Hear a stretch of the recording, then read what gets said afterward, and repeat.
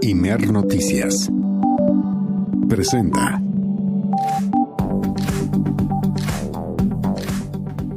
¿Cómo le va? Muy buenas tardes. Bienvenida, bienvenido, bienvenide a El Acento, tu punto de referencia.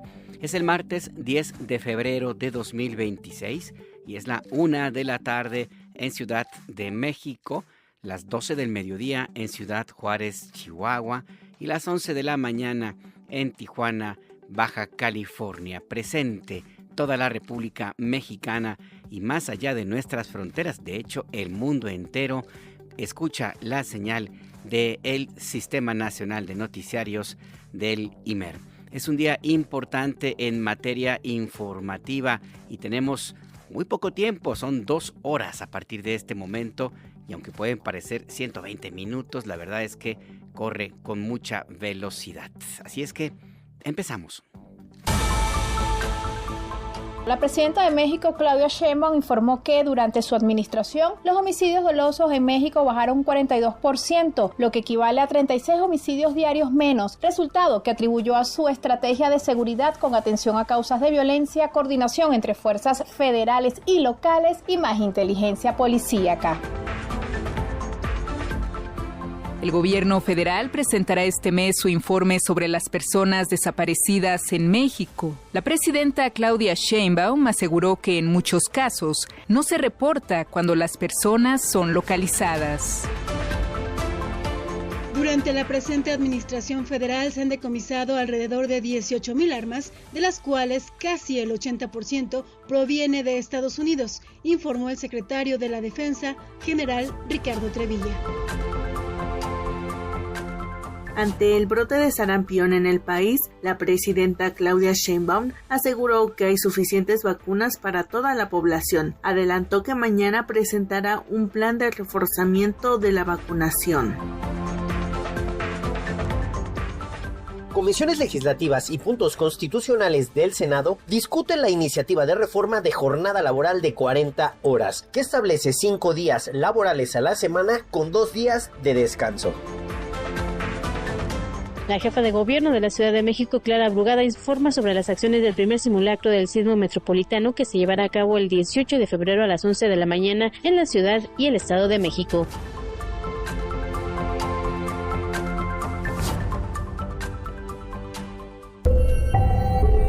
Imer Noticias presenta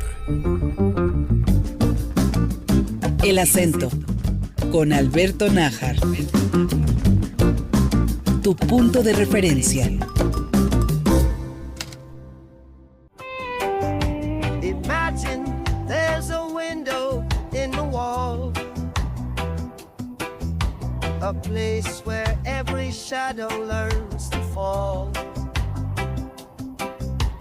No more silver chains to hold your mind, leaving all the bitterness behind. It's a simple dream, but it's real. Just the way the morning light makes you feel. Emancipate yourself from the mental cage. We're writing down the history on a brand new page. Don't you cry for the days that are gone. La canción se llama One Horizon, un horizonte. Es un ensayo musical, un video musical que protagonizan Bob Marley y John Lennon en los años 60, finales de los 60, principios de los 70. Es una fusión de dos ideas muy parecidas que buscan la solidaridad, la paz mundial, la prevalencia del amor, la esperanza.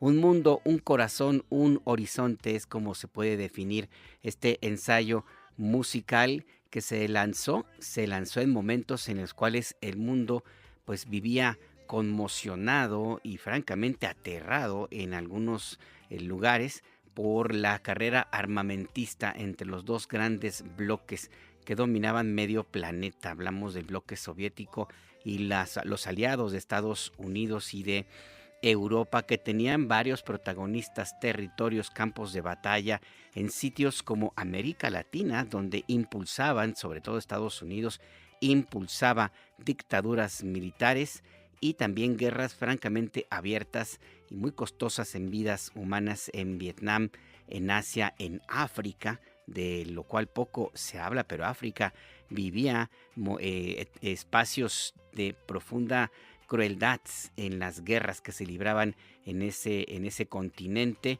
y que al final del día parecían mostrar a toda la humanidad en un futuro de poca esperanza. Este video musical, creemos en Imer Noticias, que es muy ad hoc a los momentos en los cuales se vive actualmente, sobre todo en nuestra región, en el continente americano, ante esta embestida brutal del gobierno de Estados Unidos de ahogar, de provocar la muerte por falta de recursos, por falta de atención médica, hasta por falta de alimentos del pueblo cubano ante este bloqueo que ha endurecido la Casa Blanca, y también ante el aplauso de algunos gobiernos de América Latina que vuelven a estos años en los cuales se presentó este ensayo musical y que están muy contentos, felices de que se pueda establecer lo que ellos llaman la democracia, sin tomar en cuenta que la democracia, así como un concepto, es imposible si no existen los seres humanos que la hagan, que la practiquen y que la defiendan. Algunos han planteado lo que vivimos ahora mismo en México, por ejemplo, que no son pocos los que están muy contentos con este endurecimiento de la política brutal en contra de Cuba. Los han denominado como los fascistas de closet y que se presentan públicamente como liberales y promotores de las libertades de la democracia, pero están dispuestos a todo con tal de que se termine con lo que ellos llaman regímenes tiranos, sin tomar en cuenta que al final del día lo que sucede en sitios como Cuba, como sucedía en Venezuela, como sucede en Brasil y en México, es a partir de la voluntad de los ciudadanos que libremente, con todos sus bemoles, pero que deciden el rumbo de su propio país. Esto es intolerable para los poderosos y para sus lacayos, y de esto habla justamente esta canción, Un Horizonte, que empieza con esta letra de Bob Marley. Imagínate un mundo donde haya una ventana en los muros, en donde las sombras aprendan a caer, y hace la invitación: libérate de la jaula que existe en tu mente y vive libre como tú lo desees. Un concepto, un buen deseo tan necesario en estos tiempos, y por eso decidimos escucharlo al inicio de este servicio informativo. En este ensayo musical participan Bob Marley y John Lennon. John Lennon hacen un dueto, unen sus voces en esta rola que más bien parece una plegaria tan necesaria en días de oscurantismo. It's a simple dream, but it's real. Just the way the morning light makes you feel. Emancipate yourself from the mental cage. We're writing down the history on a brand new page. Don't you cry for the days that are gone, because the sun is rising in the early dawn. Feel the vibration, feel the love, blessings falling down from up above.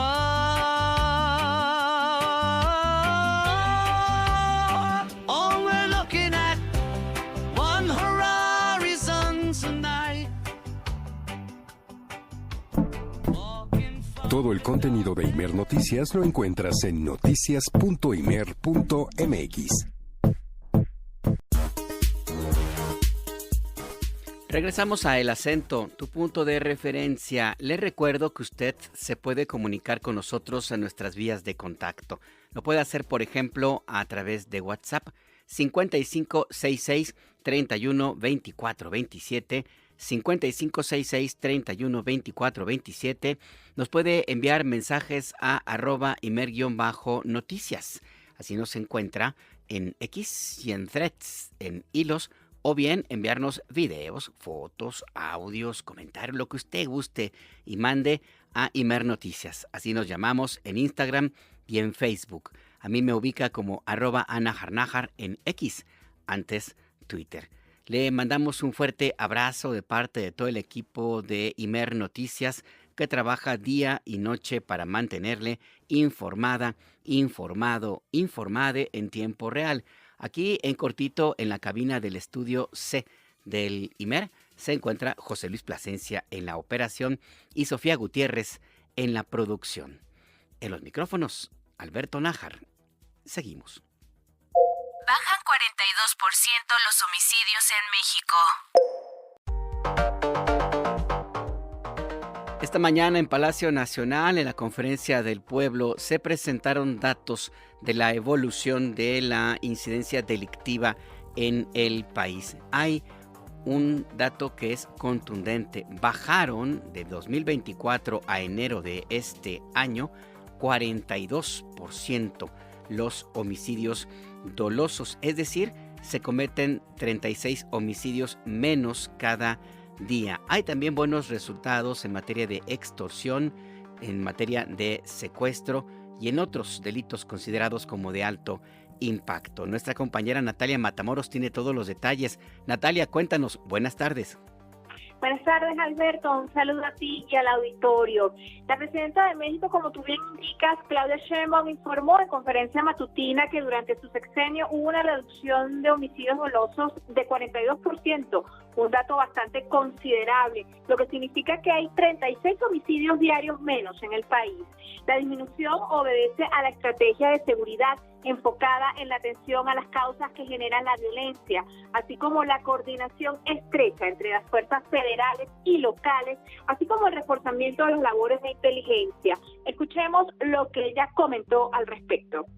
Reforzamos inteligencia e investigación. Recuerden que modificamos la Constitución para que el Centro Nacional de Inteligencia pudiera no solo dedicarse a la seguridad nacional, que es su función principal, sino a la seguridad pública. Y al mismo tiempo que hubiera un solo sistema y una plataforma que se está consolidando, donde la información de defensa, de Marina, del propio Centro Nacional de Inteligencia y la información de los estados sea trabajada de una manera profesional.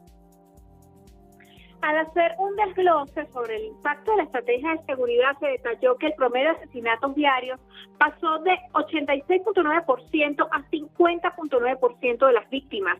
El balance numérico da cuenta que enero de 2026 fue el mes más bajo en el registro de homicidios en los últimos 17 meses e incluso desde el año 2016. Los estados de Guanajuato, Baja California, Chihuahua, Estado de México, Sinaloa, Morelos y Guerrero fueron las regiones que concentraron el 50.6% del total de casos de homicidios dolosos en el país. De acuerdo con los datos desprendidos del informe, los delitos de alto impacto en esta administración han experimentado una disminución de 55% respecto al 2018, salvo la extorsión. Esta actividad ilícita fue la única que experimentó un alza del 2.6% entre enero de 2025 y enero de 2026. Por su parte, el secretario de Seguridad, Omar García Harfuch, dio a conocer que del 1 de octubre de 2024 al 31 de enero de 2026, 43.438 personas fueron detenidas por delitos de alto impacto y fueron aseguradas 22.832 armas de fuego. Escuchemos su explicación. Por delitos de alto impacto han sido detenidas 43.438 personas. Se aseguraron más de 327 toneladas de droga, incluyendo 1.800 kilos y más de 4 millones de pastillas de fentanilo. También se decomisaron 22.800 armas de fuego. El Ejército y la Marina han desmantelado más de 2.000 laboratorios para la producción de metanfetaminas y en acciones en alta mar se han asegurado 51 toneladas de cocaína. Esto representa una afectación directa a las capacidades financieras y operativas de las organizaciones criminales, además de evitar que millones de dosis de droga lleguen a los jóvenes en las calles. Al ser consultado sobre los mineros desaparecidos en Sinaloa, reiteró que la Fiscalía General de la República identificó a 5 de las personas privadas de libertad e informó que los 4 detenidos por este caso pertenecen a la célula criminal de los Chapitos, quienes confundieron a los mineros con integrantes de la banda rival de los Mayos. Escuchemos. Desde el primer momento, la presidenta instruyó un reforzamiento en la zona, como lo informamos en la última mañanera. Hubo un reforzamiento principalmente por parte de la Secretaría de la Defensa Nacional, un despliegue más fuerte. Gracias a este despliegue es que el Ejército logra la detención de los primeros responsables de este lamentable hecho. Sobre cuántos cuerpos faltan por identificar, ahí sí va a ser la propia Fiscalía General de la República la que esté informando. Es un tema 100% pericial que lleva la Fiscalía General de la República. Pero estos son los primeros 4 detenidos y son 10 los mineros privados de la libertad. 10 los mineros. Y entonces el móvil es que los confundieron. Son las primeras declaraciones de estos detenidos. Conforme vayamos teniendo más detenidos, pues vamos a tener también más información. Con respecto a los turistas del Estado de México que fueron secuestrados en Sinaloa, Alberto, el titular de seguridad, indicó que de las 6 personas cautivas, 2 fueron liberadas y las 4 restantes se mantienen retenidas. Desde que se implementó la Estrategia Nacional contra la Extorsión, según García Harfuch, el número de denuncias por parte de los ciudadanos se ha incrementado al sumar 15.580 llamadas y producto de estos reclamos se han detenido a 814 personas. Aquí el reporte, Alberto. El reporte. Muchas gracias, Natalia Matamoros. Feliz día. Feliz día también para ti. Mire, el desglose de los datos es importante. En septiembre de 2024 se cometían un promedio de 86.9 homicidios dolosos al día. Esta tendencia fue a la baja a partir de ese momento, particularmente con el inicio de el gobierno de la presidenta Claudia Sheinbaum, hasta registrar en enero de 2026, un promedio diario de 50.9 homicidios dolosos al día. Sigue todavía alto, pero esto representa una caída de 42%, 36 homicidios dolosos menos se cometen todos los días. En las entidades que tienen el mayor número de estos casos son Guanajuato, con 8.8% del total, Baja California con 8.4%, Chihuahua con 7.9%, Estado de México 6.8%, Sinaloa 6.7%, Morelos 6.2% y Guerrero con 5.8%. Hay, sin embargo, algunos estados de la República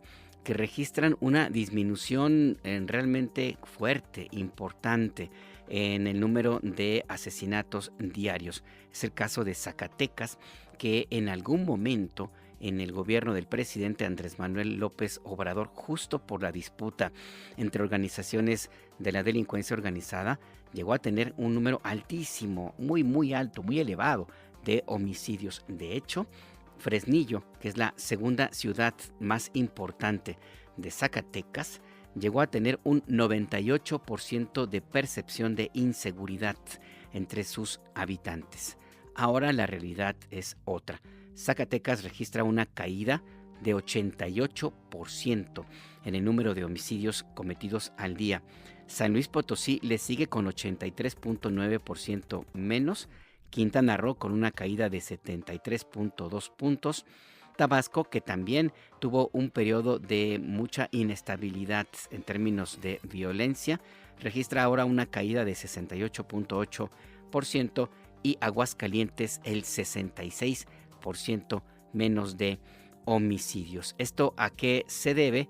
Pues básicamente a que se reforzó la estrategia de seguridad que empezó a aplicarse a partir de 2018 y que tiene como eje central atender a las causas de la violencia y terminar con ese periodo del uso militar al extremo sin medir consecuencias, que fue el sino, la forma de operación en los gobiernos de hace unos años de Acción Nacional y del Partido Revolucionario Institucional.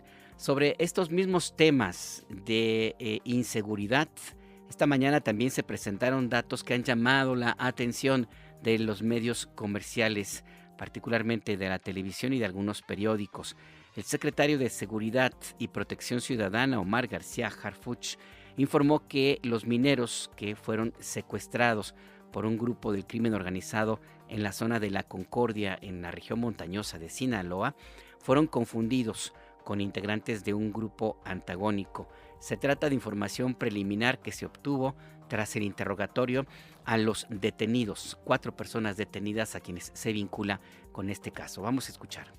Con las primeras detenciones que realizó el ejército de 4 personas presuntamente responsables de la privación ilegal de la libertad, lo que mencionan es que fueron confundidos las primeras declaraciones de los detenidos con integrantes de un grupo antagónico. Esas son las primeras declaraciones, vamos a tener más información y por supuesto vamos a tener más detenidos al respecto. Desde el primer momento, el presidente instruyó un reforzamiento en la zona, como lo informamos en la última mañanera. Hubo un reforzamiento principalmente por parte de la Secretaría de la Defensa Nacional, un despliegue más fuerte. Gracias a este despliegue es que el ejército logra la detención de los primeros responsables de este lamentable hecho. Sobre cuántos cuerpos faltan por identificar, ahí sí va a ser la propia Fiscalía General de la República la que esté informando. Es un tema 100% pericial que lleva la Fiscalía General de la República. Pero estos son los primeros 4 detenidos y son 10 los mineros privados de la libertad. Y entonces el móvil es que los confundieron. Son las primeras declaraciones de estos detenidos. Conforme vayamos teniendo más detenidos, pues vamos a tener también más información. El secretario de Seguridad dijo que en esa región pues está bajo disputa del grupo de 2 facciones del cártel de Sinaloa, uno los llamados Chapitos, que son los encabezados por los hijos de Joaquín Guzmán Loera, el Chapo, y los Mayos, que son encabezados por los descendientes de Ismael Zambada García, el Mayo.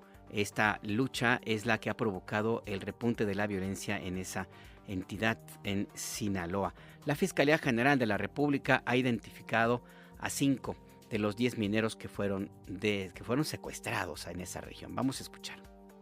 La Fiscalía General de la República identificó ya 5 de las 10 personas privadas de la libertad. Y estos son una célula de los Chapitos. Es confirmado que es. ¿Qué grupo antagónico era con quien fueron confundidos estos trabajadores? Como sabemos, la lucha entre ellos es entre Chapos y Mayos. Entonces, estos sujetos, estos detenidos son de la célula de los Chapitos. Estos 2 grupos mantienen una pelea desde hace ya casi 2 años, después de que fue secuestrado Ismael Zambada García el Mayo por Joaquín Guzmán López, uno de los hijos menores de El Chapo Guzmán. Se lo llevó a bordo de una avioneta hacia Estados Unidos en una operación que fue pues coordinada por agencias de seguridad de ese país. No hay hasta ahora una explicación de qué fue lo que sucedió, a pesar de que el gobierno de México la ha exigido en varias ocasiones. Por lo pronto, de acuerdo con Omar García Harfuch, secretario de Seguridad, informa que no había ninguna denuncia por parte de la empresa con la cual colaboraban estos mineros que fueron secuestrados. La empresa se llama Vizsla Silver.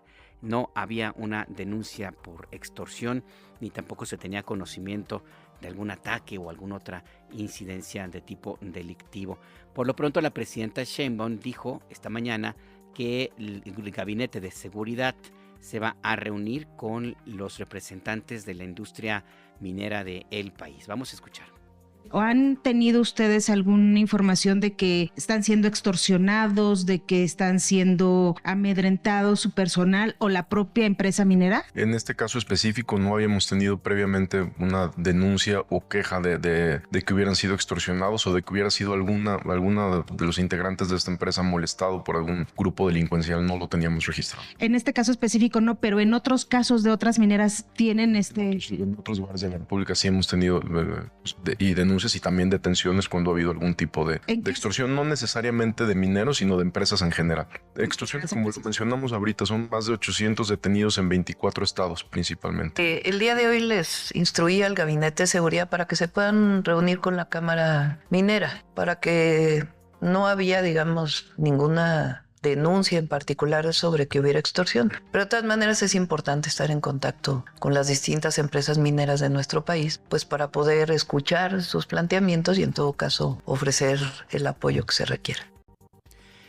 En los medios de comunicación comerciales se ha pretendido crear la narrativa, se ha estirado mucho este tema, se ha publicado ad nauseam con la intención de hacer creerle a usted que este problema empezó hace unos meses con la presidenta Claudia Sheinbaum, o que en todo caso pues inició en 2018 con el gobierno del presidente López Obrador, pero la realidad es pues ciertamente muy distinta y no es nada para mantenerse de alguna manera pues satisfecho. Hay datos de secuestros masivos por parte de grupos de la delincuencia organizada en distintos lugares de la República Mexicana. Recuerdo en 2003, por ejemplo, que se llevaron los Zetas, se llevaron a 30 personas que llegaron a un hotel en Matamoros, Tamaulipas, que llegaron a tramitar su visa, iban a hacer ese trámite en el consulado y pues se los llevaron, se metieron a un hotel y cuarto por cuarto fueron sacando a estas personas y las desaparecieron. Hubo también denuncias en Nuevo Laredo y en Reynosa del secuestro de empleados de ingenieros que se dedicaban a la instalación y mantenimiento de antenas de telefonía celular. En ese entonces, lo que me contaron en aquella región, andaba yo haciendo reportajes sobre narcotráfico, pues es que se los habían llevado justo para ayudarles o para obligarles a instalar un sistema de comunicación alterno al cártel de El Golfo, que le permitiera evadir la vigilancia y la supervisión del ejército y de la marina, lo cual efectivamente ocurrió. De hecho, en aquellos años, le hablo de 1998, el año 2000, por ejemplo, si usted iba al centro de Reynosa, en el Zócalo, ahí en la plaza central, y volteaba hacia los edificios que rodean la plaza, estaba lleno de antenas, lleno todo de antenas. Si usted iba por la carretera ribereña, encontraba postes y casas con antenas. Era el sistema de comunicación alterno que construyó el cártel del Golfo, que era encabezado en ese entonces todavía por el Matamigos, por el Costroso. Así le decían a Osiel Cárdenas Guillén, así le pusieron los agentes de la Policía Judicial Federal, para los cuales trabajaba, les lavaba los coches cuando era adolescente junto con su hermano, y como andaba pues ciertamente no muy limpio, le pusieron el Costroso, al que luego fue uno de los capos de la droga más peligrosos del país. Así es que, pues sí, desgraciadamente este tema tiene ya mucho tiempo y pues ahora se ha repetido por la actuación de grupos de la delincuencia organizada. La diferencia es que en aquellos años no se detuvo a nadie.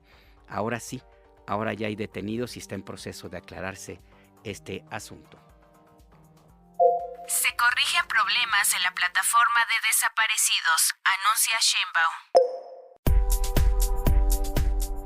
La presidenta Claudia Sheinbaum informó también en la Conferencia del Pueblo que se va a presentar este mes un informe con los números reales de las personas desaparecidas en México. Este registro va a tener los datos de las personas que tienen una carpeta de investigación, es decir, las familias o amigos que hayan reportado la desaparición de esta persona y que se haya iniciado una investigación judicial, así como también el número de los que hayan sido localizados. La presidenta dijo que la actual plataforma, el Registro Nacional de Personas Desaparecidas, tiene varios problemas, algunos muy graves por la manera en la cual se creó y la manera en la cual fue operada durante varios años. Vamos a escuchar.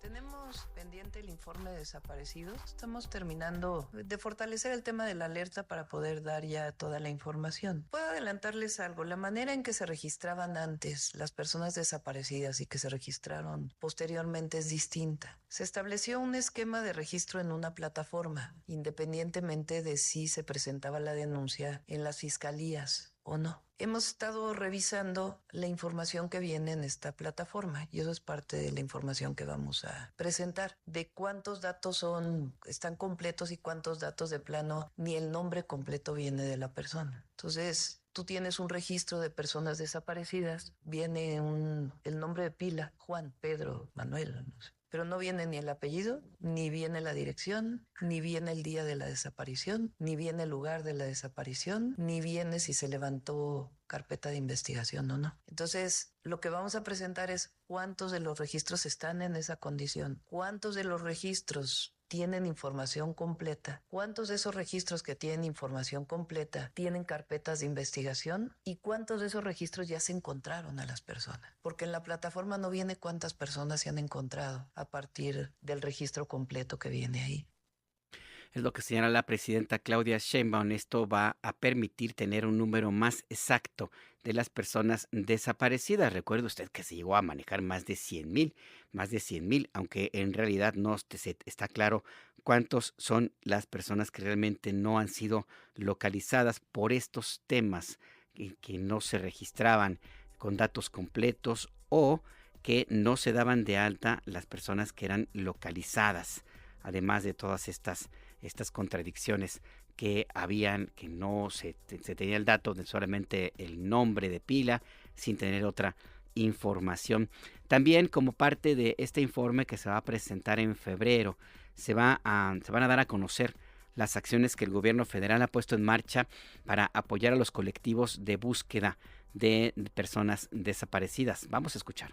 Ha llevado su tiempo, lo terminamos más o menos completo ya el proceso de revisión, de búsqueda y de cumplimiento de la ley. Recuerden que hice una propuesta para cambiar todas las leyes de desaparecidos y de la Ley Nacional de Población y pues todo lo que se tiene que hacer a partir de la ley se está terminando. Entonces, eso pues ya estamos en condiciones de presentarlo este mismo mes para que la gente conozca cuántas personas desaparecidas tienen carpeta de investigación, porque pues es muy importante porque la búsqueda se da principalmente por las fiscalías. Cuántas no tienen carpeta de investigación, cuántos tienen un registro en la fiscalía que nunca se abrió una carpeta y cuántos de ellos ni siquiera tienen los datos completos, porque una persona cualquiera podía subir un dato en la plataforma. Entonces es muy importante que se conozca toda la información y todo lo que estamos haciendo y lo que hemos hecho para apoyar a los colectivos de personas que buscan a sus familiares a través de la Secretaría de Gobernación, cómo se está fortaleciendo ese apoyo, esa comunicación con la Secretaría de Gobernación, todo lo que ha adquirido la Comisión de Búsqueda Federal para poder hacer de mejor manera las búsquedas y realmente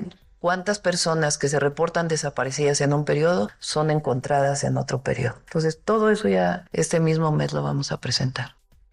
Ahí está, pues, los datos, el adelanto sobre la revisión de la plataforma de personas desaparecidas y lo que se hace, el terminar con las irregularidades para tener un dato exacto y, pues, terminar también con este uso político, el hipopolitiquero, de la información sobre las personas desaparecidas, que ya de por sí es una crisis humanitaria la que se vive en México y que ha sido utilizada no pocas veces como bandera y estrategia política. Pues es que ellos basan sus datos en la... De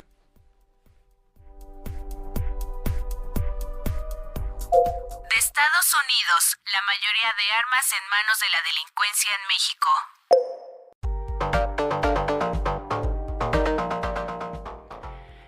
Es exactamente un tema también importante. El 70%, casi el 80% de las armas que se han decomisado en México desde hace varios años proviene de Estados Unidos. Este dato lo reitera esta mañana el secretario de la Defensa, Ricardo Trevilla Trejo. Esto es parte de la información, las consecuencias después de que se publica este ensayo, reportaje, texto del periódico The New York Times, que descubrió el hilo negro porque dijo que grupos del crimen organizado en México usan armas diseñadas para el ejército de Estados Unidos y que pues forman parte de las compras que hace el Capitolio. En este caso se refiere a una planta operada por la empresa Olin Winchester, que está en Salt Lake City, en Missouri.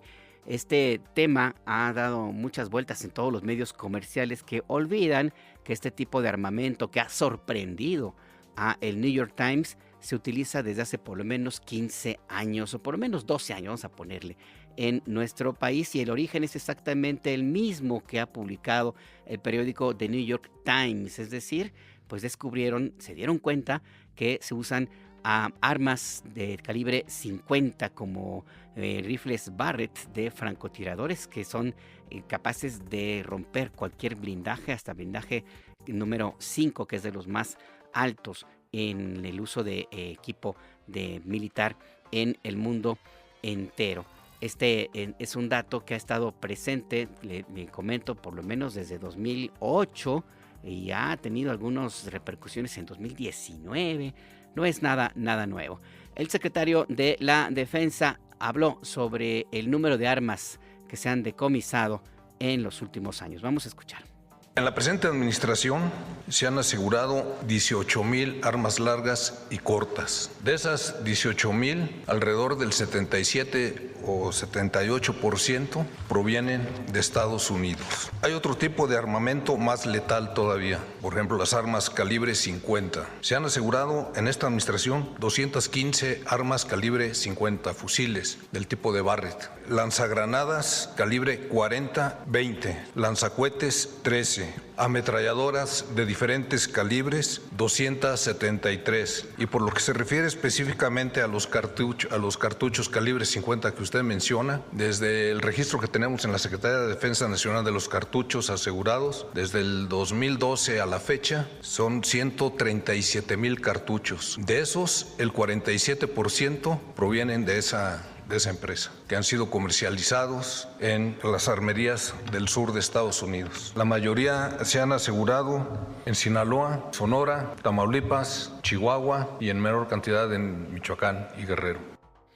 La presidenta Sheinbaum recordó que el gobierno de México mantiene desde hace varios años algunas demandas en tribunales estadounidenses en contra de armerías, de fábricas de armas, a quienes se responsabiliza de no tomar todas las medidas necesarias para evitar el tráfico ilegal hacia México y por tanto, pues participar o más bien ayudar en la ola de violencia que sacude al país desde hace ya varios años. Este tema está en proceso de revisión, ya ha habido algunas resoluciones, el litigio sigue en las cortes estadounidenses. La presidenta Sheinbaum habló al respecto. Estamos evaluando que las demandas que tenemos contra las armadoras incluyan esta parte. Es una empresa privada que comercializa estos armamentos, aunque sean del uso exclusivo del ejército de Estados Unidos. Entonces es muy importante que se investigue cómo estas armas que comercializa esta empresa privada llegan a manos de la delincuencia organizada en nuestro país.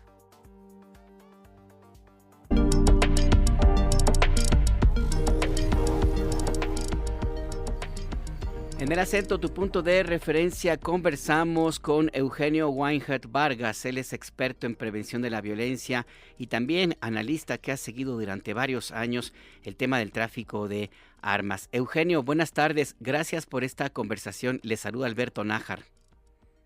Muy buenas tardes, Alberto. Muchas gracias por la invitación. Un gusto estar aquí. Gracias, el gusto es para nosotros. Queremos saber cómo se da este tráfico de armas de Estados Unidos a México. Usted que lo ha estudiado, cuéntenos, ¿cuál es el proceso? Bueno, una parte importante que hay que conocer es que a partir de mediados del año 2000, a final del 2004, cambia la ley en Estados Unidos y ya no se prohíbe la comercialización de armas de asalto tipo AR-15, AK-47 o los Barrett tipo 50. Es a partir del 2004 donde aumenta mucho la producción de este tipo de armamento en Estados Unidos y coincide precisamente con el incremento de homicidios precisamente con armas de fuego en México, inclusive en otros países de la región. Es muy fácil en Estados Unidos vender este tipo de armas, AR-15, AK-47 o estos Barrett 50, calibre 50, en las armerías, pero también se pueden adquirir, por ejemplo, en los denominados gun shows, que son estos como tianguis ambulantes o convenciones que se organizan, en donde cualquier persona puede ir y adquirir este tipo de arma sin que se le haga ningún tipo de pregunta. Porque no hay que olvidar que mientras personas que van a las armerías federales tienen que pasar una revisión de antecedentes, este no es el caso, por ejemplo, en los denominados gun shows. Entonces es muy fácil que cualquier persona cruce la frontera a Estados Unidos y vaya a uno de estos gun shows, adquiera un arma y luego la regrese a México sin que se le haga ningún tipo de pregunta. En algún momento se planteó que una muy buena parte de este tráfico de armas de Estados Unidos a México, Eugenio, se llevaba a cabo a través del famoso o el llamado tráfico hormiga. Cuéntenos un poco más de eso. Bueno, ahí es, por ejemplo, distintas redes del tráfico de armas en Estados Unidos van y adquieren armas a las armerías federales, ¿no? Una persona que legalmente puede comprar un arma en Estados Unidos porque es ciudadano, porque no tiene revisión de antecedentes, va y la adquiere a nombre de una tercera persona, por lo general un traficante y por lo general no puede adquirir un arma de fuego, lo hace. Y esta persona va acumulando estas armas y las va pasando a México de poco a poco. Va pasando de 3 armas, 5 armas. Eso es lo que se le denomina el tráfico hormiga. Es decir, muchas armas, pero en muchos momentos y en diferentes espacios a través o a lo largo de la frontera entre México y Estados Unidos. Es un fenómeno que se da muy frecuentemente y yo diría que casi diario cruzan de estos casos de tráfico hormiga. Me mencionaba que está el caso de los famosos gun shows, así se llaman, que es como un tianguis de armas, que Feria tienen... de armas, yo creo que sería la traducción más Ujú. adecuada, sí. Ujú. Ahora, también existe y se ha documentado inclusive por la ATF una muy buena cantidad de armas que se venden en las empresas, las armerías que están ubicadas en Nuevo México, en Texas, en Arizona principalmente, a donde las personas que no son ciudadanos estadounidenses no pueden comprar las armas. Se necesita una identificación y casi casi un permiso, según entiendo. ¿Hasta dónde es la participación de ciudadanos estadounidenses que en este tema del tráfico de armas, Eugenio? Se ve mucho porque, como tú mencionas, para comprar un arma en una armería federal tú tienes que pasar una revisión de antecedentes. Y mientras sí es el caso que algunas armerías no lo hacen, no llevan a cabo la revisión de antecedentes, por lo general lo hacen. Entonces tiene que ser un ciudadano estadounidense el que adquiere estas armas en las armerías federales y posteriormente las diversifica a traficantes o ellos mismos las cruzan a México otra vez por el método hormiga. Ese es uno de los métodos. El otro método que también ya platicamos es estas ferias de armas o los denominados gun shows, en donde ahí cualquier persona puede comprar un arma de fuego sin que se le haga esta revisión de antecedentes, ¿no? Y esos gun shows son muy frecuentes otra vez en Arizona y en Texas, que son justamente los estados que más proveen de armas a la delincuencia organizada en México, ¿no? La porcentaje mayor de armas que se recupera en México son de Texas o de Arizona, aunque también Florida tiene un porcentaje considerable. Ahora bien, ¿hay algunas empresas en particular a las cuales haya identificado Eugenio Weinheit Vargas, experto en prevención de violencia y tráfico de armas, algunas empresas, armerías que se hayan identificado, fabricantes de armas, como las que más presencia tienen en las decomisos en México? Bueno, justamente por eso estaba la demanda que impuso el gobierno mexicano a las constructoras, a las manufactureras de armas en Estados Unidos, que incluían la Barrett, Smith Wesson, entre otras. Hay una variedad de tipos. Algo que también es muy importante recordar es que muchas armas son importadas a Estados Unidos, por ejemplo, las brasileñas o las austriacas, las Glock o las Taurus de Brasil, son importadas a Estados Unidos primero y luego de Estados Unidos son traficadas a México. Entonces vemos armas que se producen en Estados Unidos, pero también armas que se importan primero a Estados Unidos y luego posteriormente son traficadas. Varían mucho las empresas y el tipo de armas que se trafican a México, ¿no? Y obviamente vemos las Barrett 50, calibre 50, que tienen la capacidad inclusive de derrumbar helicópteros y que lamentablemente lo han hecho en territorio mexicano. Sí, no, tienen capacidad, entiendo, Eugenio, de romper un blindaje calibre número 5. Dentro de toda esta conversación que ha habido en los últimos años, también se ha mencionado que las armas vienen del sur.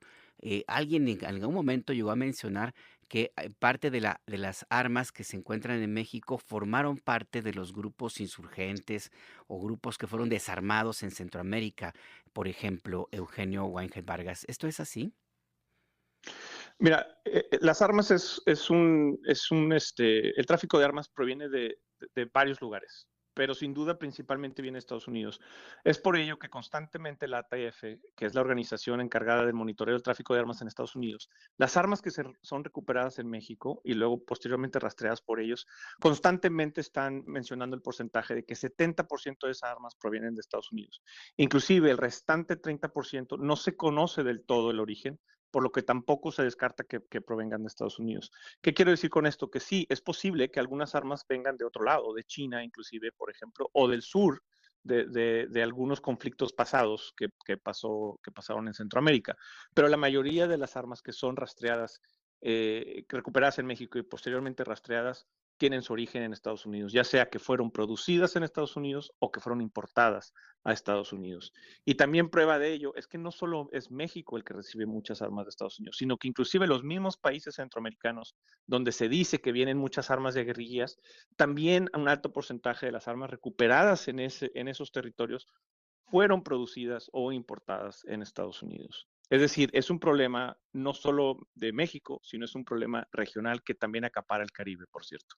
Y la última pregunta en esta conversación que le agradezco, Eugenio Weinheit Vargas, experto en prevención de la violencia y tráfico de armas, es ¿por qué no se ha logrado frenar este tráfico de armas desde Estados Unidos a México?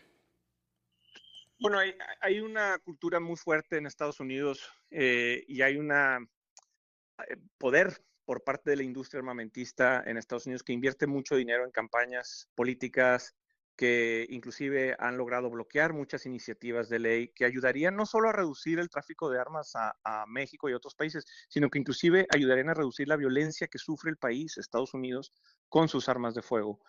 Por ejemplo, la revisión de antecedentes en todos los puntos de venta, incluyendo los gun shows, es una iniciativa que se ha tratado de pasar, pero por el mismo control que se tiene, principalmente como organizaciones como la Asociación Nacional del Rifle, no han podido ser exitosas. Donde sí se ha logrado avances ha sido a nivel estatal, por ejemplo. No vemos estados como California, como Nueva Jersey, como Nueva York, con leyes más estrictas. La violencia con armas en esos estados, pero inclusive las armas que son adquiridas en esos estados no son traficadas a México. Si tú ves de dónde vienen las armas en México, ves Arizona, ves Texas, ves Florida, ves Oklahoma, ves estados con regulaciones muchísimo más permisivas. Entonces, donde se ha tenido éxito ha sido a nivel estatal, con leyes más estrictas que han frenado el tráfico y han frenado la violencia. Pues ahí están los datos muy puntuales para entender de qué se trata este tema del tráfico de armas de Estados Unidos a México. Eugenio Weinheit Vargas, experto en prevención de la violencia, tráfico de armas. Gracias por esta conversación con la audiencia de Imer Noticias. Muchas gracias a ustedes. Muy buenas tardes. Buena tarde también para usted. Es Eugenio Weinheit Vargas, experto, tiene ya varios años en este tema de la investigación del tráfico de armas, en el origen de la violencia, ha publicado varios libros, ha participado en organizaciones civiles que se han dedicado a tratar de entender de qué va este asunto. Y al final del día, el tema también tiene ramificaciones políticas. Estados Unidos es un país que defiende casi con su propio ADN, y hablo del país entero, no solamente de los ciudadanos, el derecho a portar armas, que forma parte de su constitución y de sus garantías individuales. Lo mantienen ahí una defensa feroz de parte de grupos importantes, y también existe una gran cantidad de recursos que se utilizan, por ejemplo, la Asociación Nacional del Rifle, para comprar o apoyar campañas de representantes, de políticos, de gobernadores y hasta de presidentes de Estados Unidos, para que se mantenga esta libertad de portar armas por parte de ciudadanos estadounidenses, cualquier tipo de armas. El resultado es, sí, esto que vemos, el tráfico de armas hacia nuestro país, pero a nivel interno, en Estados Unidos, también tiene consecuencias fuertes. No al nivel de México. Nuestro país pone los muertos. Estados Unidos compra las drogas y vende las armas. Esta es parte de la realidad. Pero sí tienen incidentes pues fuertes. Por ejemplo, la organización Gun Violence Archive señala que hay por lo menos 1 o 2 masacres al día, balaceras, tiroteos en Estados Unidos por la cantidad de armas que están en circulación, y son ataques donde mueren niñas, niños, estudiantes, jóvenes. Es un tema fuerte el Estados Unidos y que está allí. No le han dado mucha atención en este último año los medios estadounidenses, pero eso no significa que no ocurra. Y además hay investigaciones internacionales que dan una idea del nivel de armamentismo que hay entre los estadounidenses. La organización suiza, está radicada en Suiza, Small Arms Survey, señala que existe un promedio de 120 armas de fuego por cada 100 estadounidenses. Hay más armas de fuego que habitantes en Estados Unidos. Es un nivel realmente fuerte, considerable, y que va en sentido contrario a la narrativa de un país democrático y con relativa paz y estabilidad. Por ejemplo, esta misma organización Small Arms Survey señala que Haití, que tiene un problema muy fuerte de violencia por pandillas, desigualdad, crisis de gobierno, hambruna en algunos momentos, se reporta que tienen los haitianos un promedio de 2.6 armas en posesión de civiles por cada 100,000 habitantes. Sudán, donde se cometió un genocidio, tiene 6.6 armas por cada 100,000 habitantes. Nigeria tiene 3.2. Ucrania, que está en un conflicto ya de varios años con Rusia, tienen en los ucranianos 9.9 armas en posesión de civiles por cada 100,000 habitantes.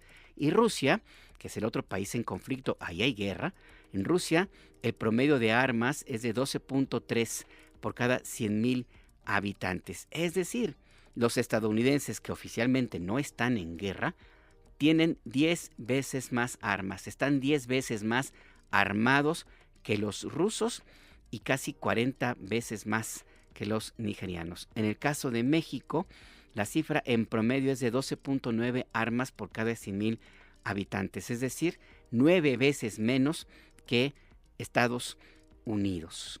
Estos son los datos que se dan a conocer por organismos internacionales y que muestran una realidad que no se puede negar. Estados Unidos es un país de guerra y lo demuestran elementos como este que le acabo de decir. Hay 120 armas por cada 100 habitantes. Hay más armas en Estados Unidos que personas. Esto de acuerdo con las investigaciones de la organización Small Arms Survey. Es pues el dato que está allí presente y pues además esta información que acabamos de comentar con Eugenio Weinhead Vargas, por ejemplo, sí, de Estados Unidos viene el 70% de las armas. También han llegado por momentos, aunque ya tiene varios años, que no existe tanta proliferación de armas de otro tipo como los llamados cuernos de chivo, que son Kalashnikov, son rifles de 7.62 de calibre que fueron fabricados en Rusia, en Europa del Este, y que pues llegaron de otros lugares, casi todos de Estados Unidos, porque se compran y de allá vienen para acá. Pero pues la mayor parte es armas de fuego que provocan el 70%. Están las armas de fuego, de acuerdo con estadísticas oficiales en México, las armas de fuego están detrás de por lo menos el 70% de los homicidios dolosos que se cometen en nuestro país. Así es que, pues sí, esta tesis que le decía hace un rato en el tema de la delincuencia, donde México pone los muertos y Estados Unidos provee las armas, es una realidad y no hay que olvidar este dato.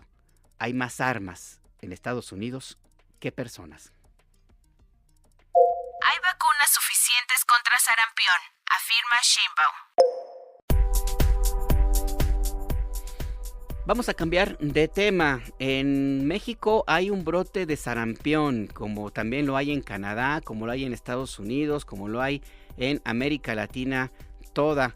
Y aquí el caso es que se ha publicado en extremo por los medios comerciales lo que sucede en este asunto. No es tampoco hay que minimizarlo, es importante, pero pues si comparamos la cantidad de casos con el número de habitantes que hay en el país, pues ciertamente es menor. Por lo pronto, varias autoridades locales y de salud han ya llevado a cabo acciones para tratar de contener este brote de sarampión y para contener también los contagios. Se estableció, por ejemplo, que pues hay uso obligatorio de cubrebocas en varios estados de la República y se fortalece la estrategia de vacunación en todo el país. La presidenta Sheinbaum pidió a quienes no tienen la vacuna contra el sarampión, pues que se la apliquen. Vamos a escucharla.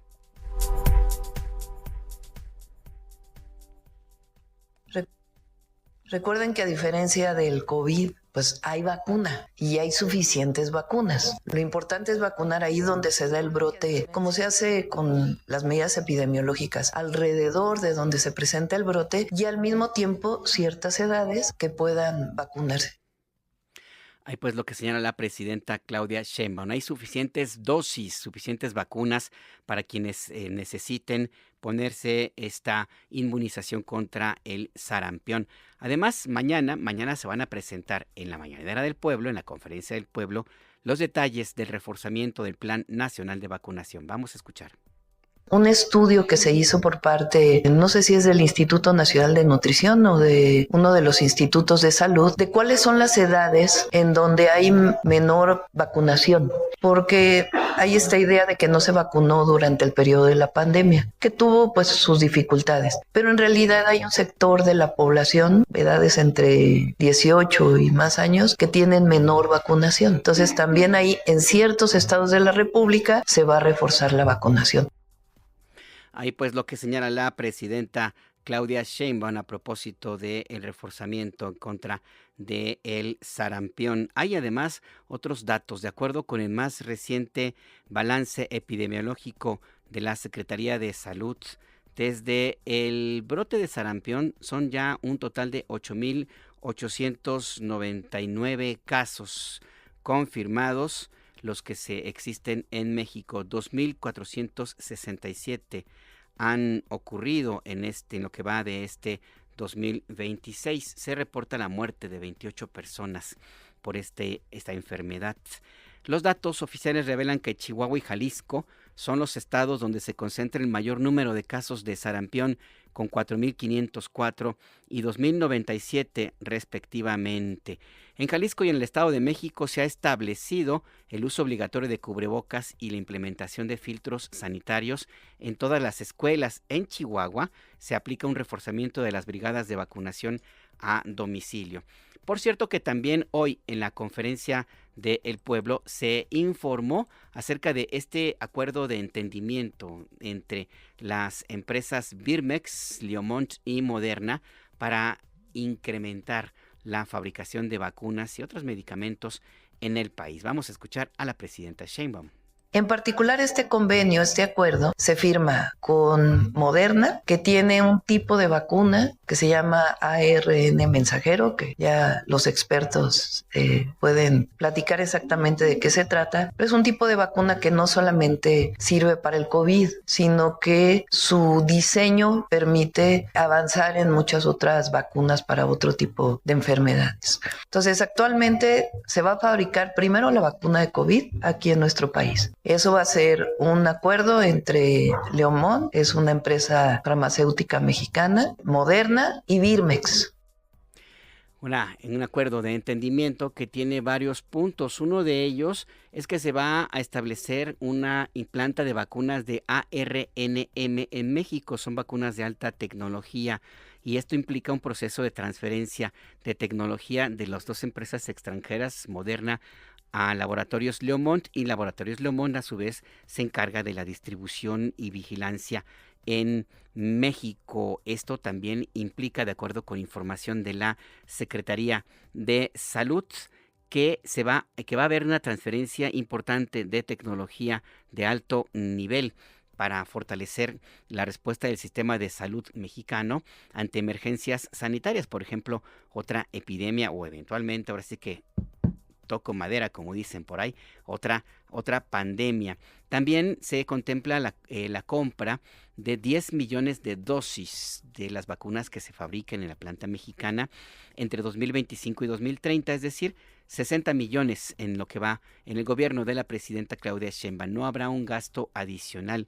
Estas compras ya estaban consideradas dentro de la planeación anual del Estado mexicano, el presupuesto de cada año para el gobierno entero, y además el beneficio es importante en materia de formación de técnicos, de especialistas en este asunto.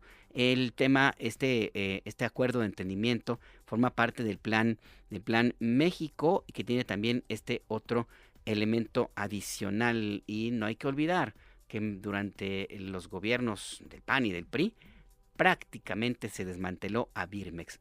México era autosuficiente en materia de producción de vacunas, y dejaron de hacerlo porque en algún momento algún personaje político, para fortalecer sus propios negocios, decidió que lo mejor era pues que se compraran en el extranjero, y prácticamente se terminó con Birmex.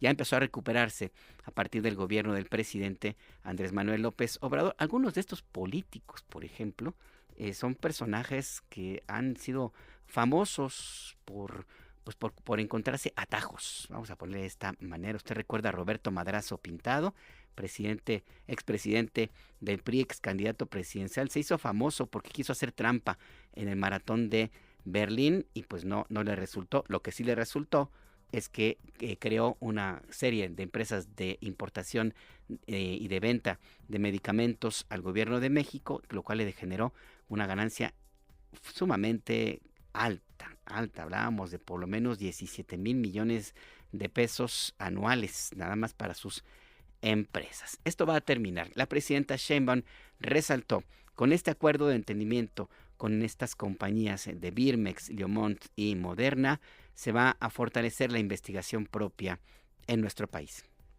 ¿Qué nos interesa? Por ejemplo, vacunas para enfermedades tropicales, como es el caso del dengue y algunas otras vacunas de este tipo, o más bien de enfermedades características de nuestro país. También Moderna está haciendo una investigación sobre vacunas contra el cáncer. Entonces, esa investigación también se traería aquí. No son investigadores de Moderna que vienen a México a realizarlo, sino son investigaciones que se realizan con investigadores mexicanos. En particular, ya se tiene firmado un convenio con el Instituto Politécnico Nacional, pero el objetivo es firmarlo también con los institutos nacionales de investigación, con el IMSS y con la Universidad Nacional Autónoma de México.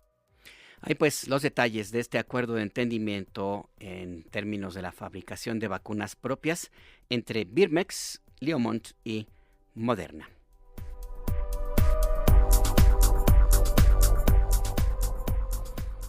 A veces parece imposible por la brutalidad con la cual se imponen pues grupos de poder, tanto empresariales como políticos, y que prácticamente todos están vinculadas a una ideología de ultraderecha, al supremacismo, a la violencia, a la eliminación, al exterminio de seres humanos a los cuales consideren como desiguales, es decir, que no los consideren pues humanos. Es el caso de lo que sucede ahora mismo en el mundo, sobre todo en la región, en América Latina y en Estados Unidos. Es esto que lo vemos reflejado, por ejemplo, en el intento de ahogar al pueblo cubano. Lo vemos en la intervención grosera que se hizo en Venezuela, pues para detener a un presidente con el cual no estaban de acuerdo, con el invento de que formaba parte de una organización delictiva que después, una vez que estaba en vuelo Nicolás Maduro, después de haber sido pues detenido, algunos dicen secuestrado, y que iba rumbo a Estados Unidos, que el FBI reconoce pues que esa organización a la cual acusó no existía, que era mentira lo que habían planteado, y también con la brutalidad con la cual se ataca a migrantes en Estados Unidos y a ciudadanos estadounidenses que se oponen a esta imposición. Esto ha ocurrido varias veces en la historia, y la enseñanza nos dice que no duran para siempre estos dictadores, estos imperios. Y ha habido posicionamientos, respuestas, acciones, luchas que no necesariamente son la violencia, que es lo que están a la espera de que ocurra, sino en un terreno en el cual están absolutamente incapacitados: la cultura, la creatividad, el pacifismo, la música. De eso va esta canción que le presentamos a continuación. Es de los años 40 y se llama Derribar a los fascistas.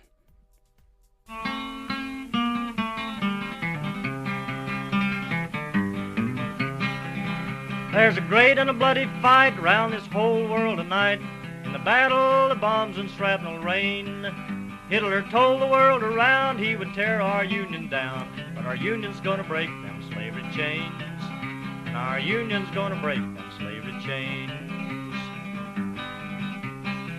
I walked up on a mountain in the middle of the sky, could see every farm and every town. I could see all the people in this whole wide world. That's the union that'll tear the fascists down, down, down. That's the union that'll tear the fascists down. When I think of the men and the ships going down while the Russians fight on across the Don, there's London in ruins and Paris in chains. Good people, what are we waiting on? Good people, what are we waiting on? So I thank the Soviets and the mighty Chinese vets. Únete a nuestro canal. Síguenos en X, Facebook e Instagram como Imer Noticias.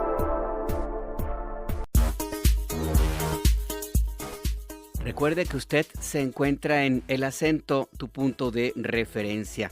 Y recuerde también que se puede comunicar con nosotros. Lo puede hacer a través de WhatsApp, por ejemplo, 5566-312427, 5566-312427. Nos puede enviar mensajes a @Imer_noticias en X y en Threads, en Hilos, o bien a Imer Noticias. Así nos llamamos en Instagram y en Facebook. Estamos a la espera de sus comunicaciones.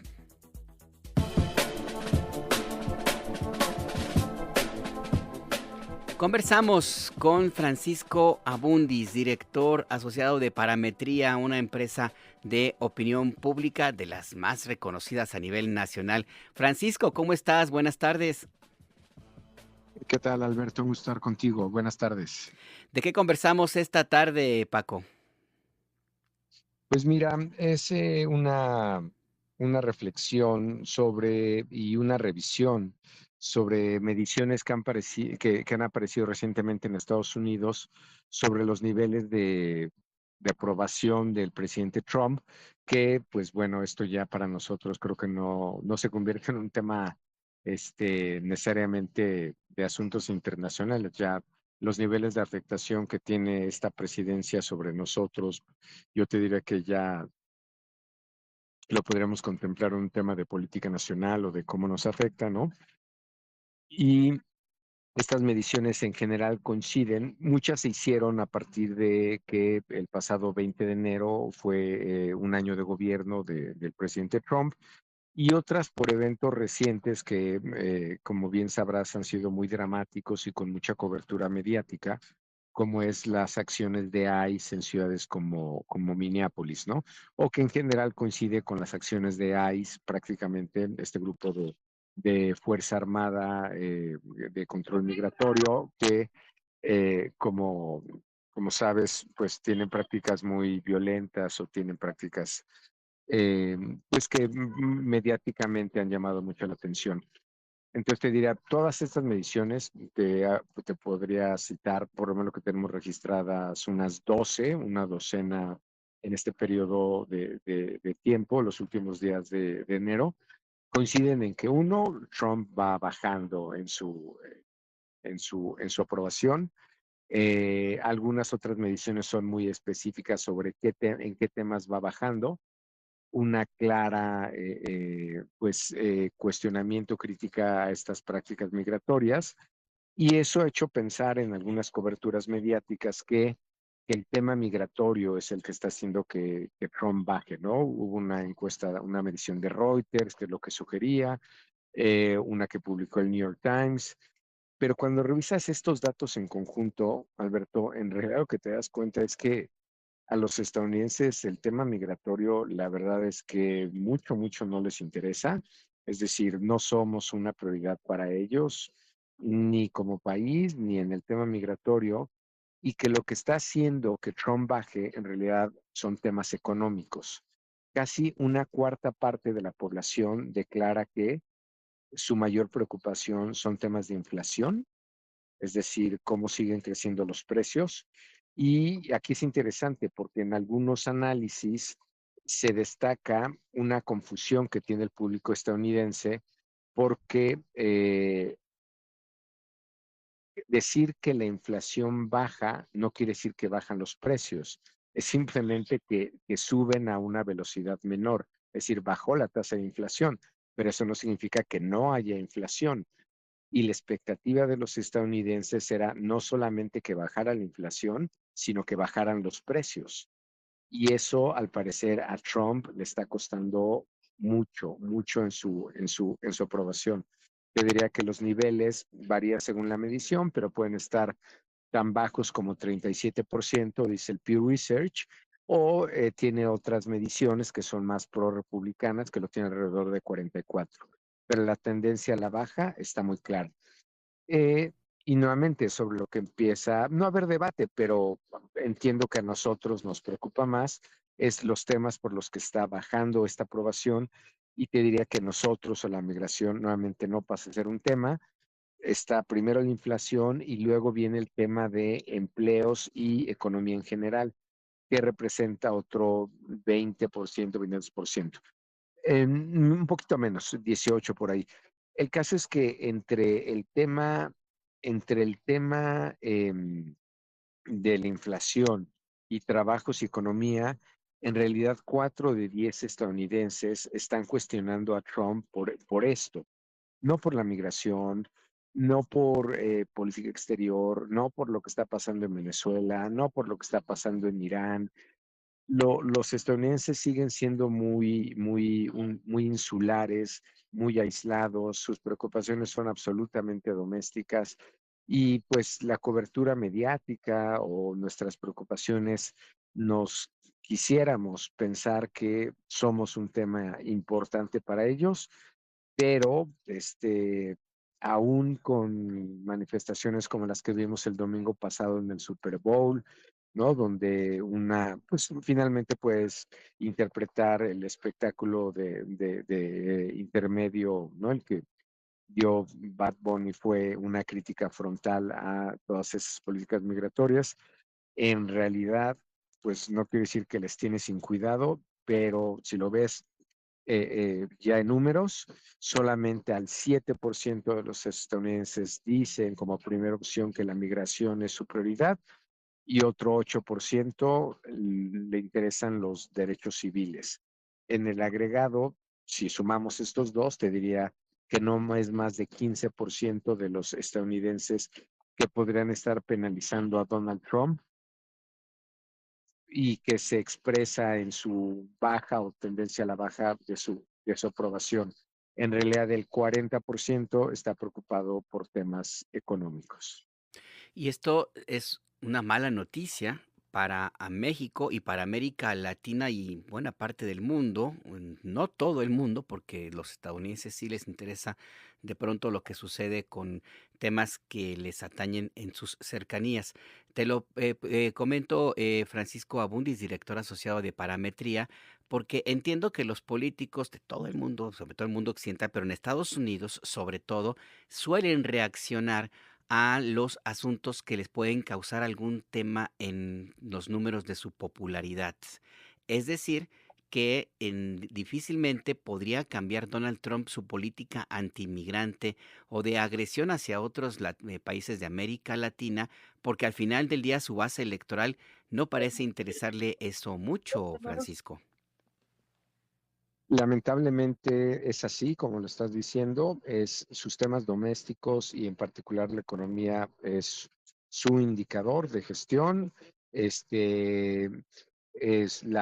Digamos, lo que estamos viendo en elecciones recientes, ¿no? Las que han pasado en Pensilvania, New Jersey, Los Ángeles recientemente, Texas, hace un par de semanas, pues sí señalan que está habiendo un cuestionamiento sobre él, pero no tiene que ver con temas de política exterior. Y como dices, no es una buena noticia para nosotros, creo que tampoco es una buena noticia para el mundo, pero en realidad ellos están en lo que más les importa, que es el bolsillo.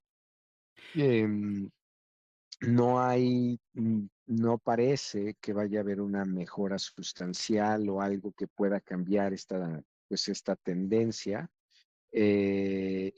Y pues lamentablemente da la impresión por estos números que cualquier corrección que haga Trump en estas pues medidas radicales, agresivas de política exterior o de temas migratorios, pues no lo va a hacer necesariamente porque los números lo estén presionando o su opinión pública lo esté presionando, aunque digo, es cierto que en algunas mediciones pues la gente dice no estar de acuerdo, pero eso no significa que sea un tema prioritario para ellos, ¿no? O sea, hay que distinguir ahí la relevancia del tema contra la posición del tema.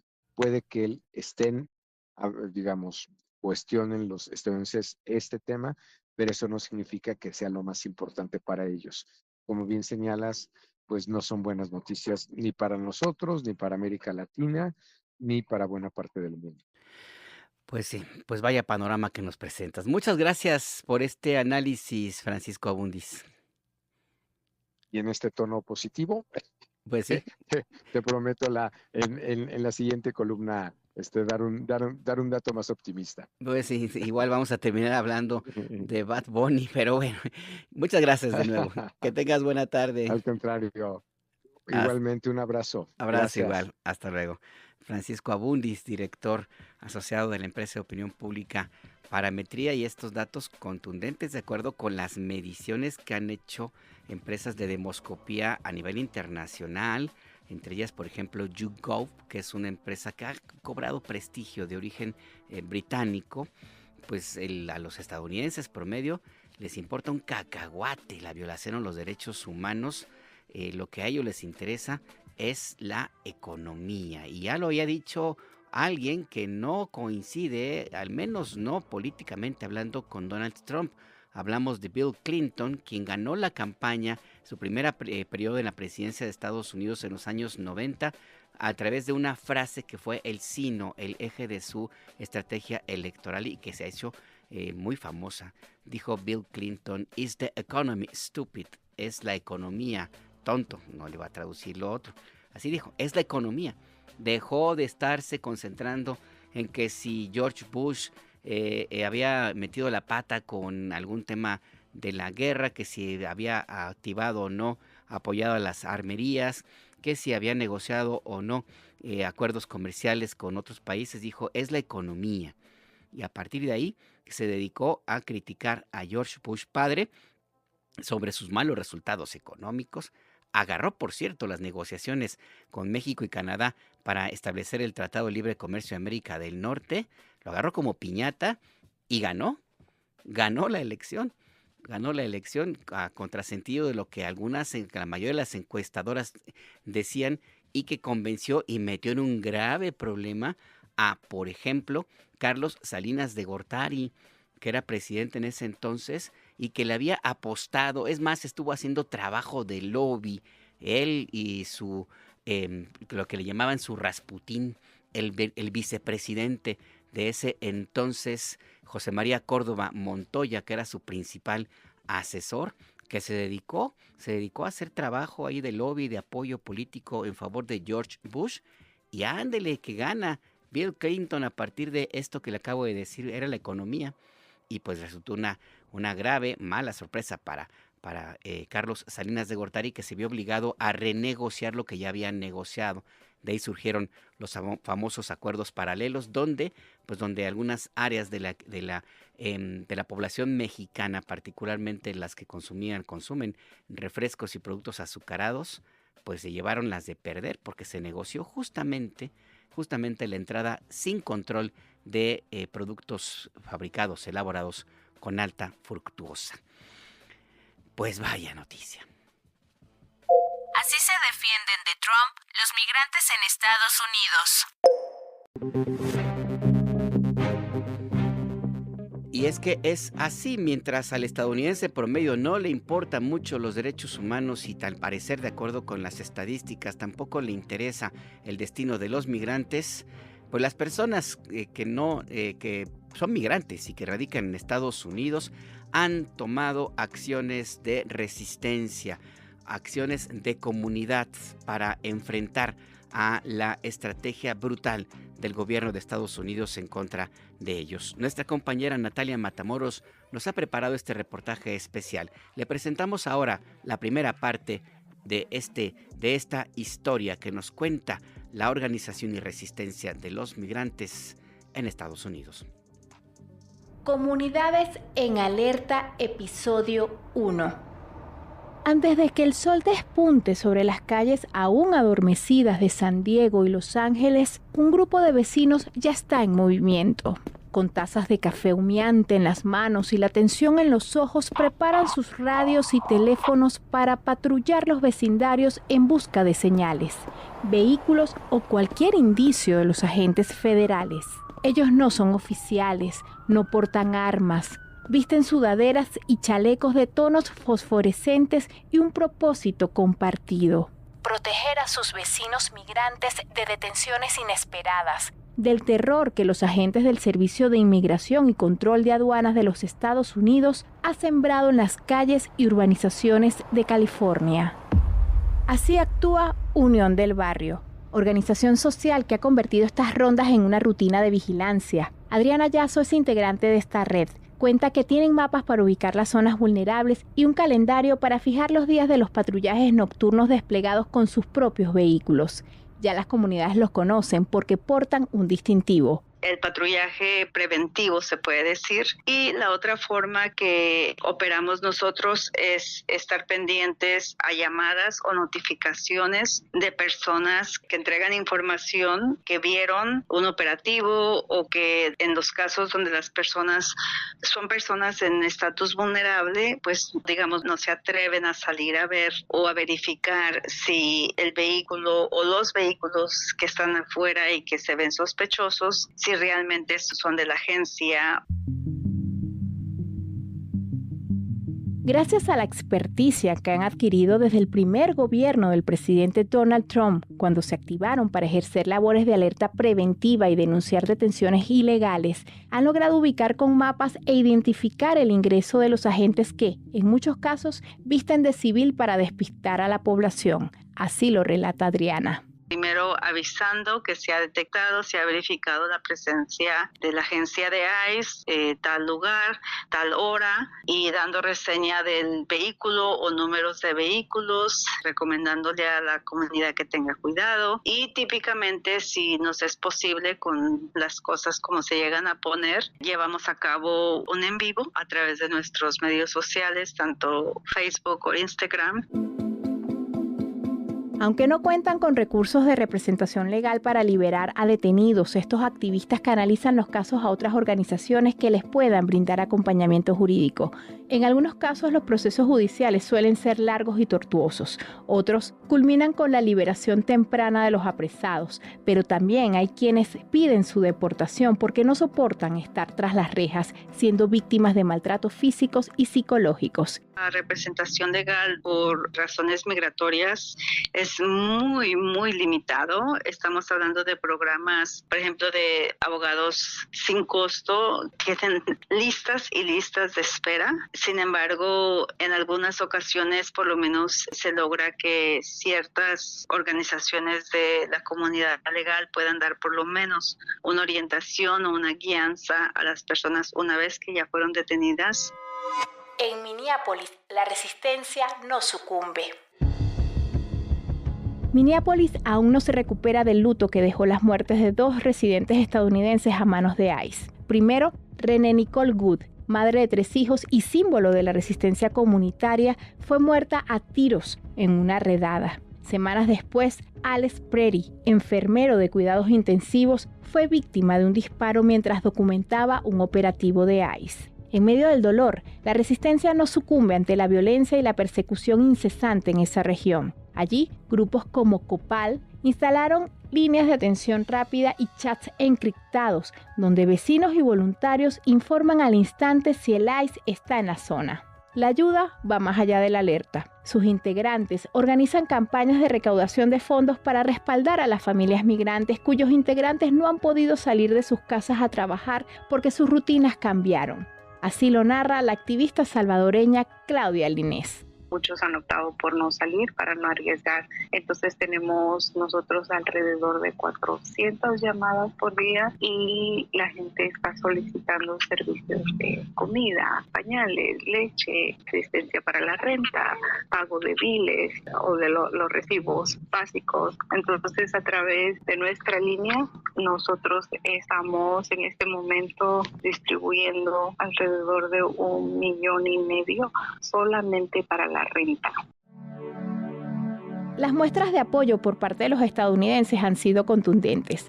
Ellos no solo han manifestado abiertamente su repudio a estos operativos, sino también colaboran con donaciones a llevar y buscar a los pequeños del colegio. Los maestros también se han activado como vigilantes. Ellos forman parte de redes solidarias que no distinguen razas ni nacionalidades. Su lema es apoyar en momentos críticos, según Claudia.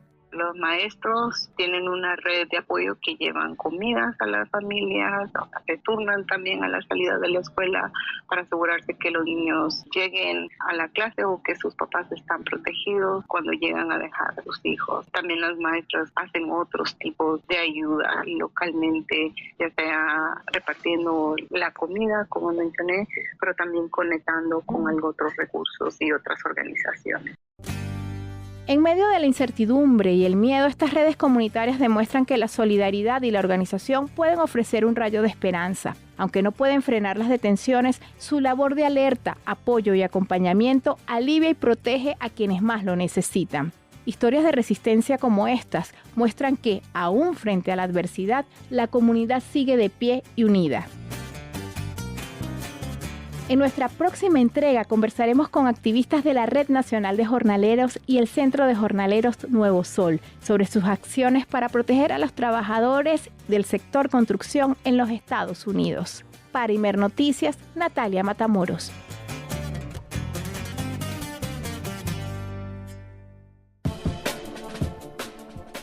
La acción comunitaria, la defensa calle por calle, la promoción de la cultura como una estrategia de unidad, una estrategia de desafío en terrenos que el fascismo y los supremacistas no entienden por su propia decisión de ignorar lo que no sea ellos mismos, han demostrado a lo largo de la historia ser las mejores formas de resistir y vencer, superar las adversidades, inclusive en tiempos de odio y de muerte.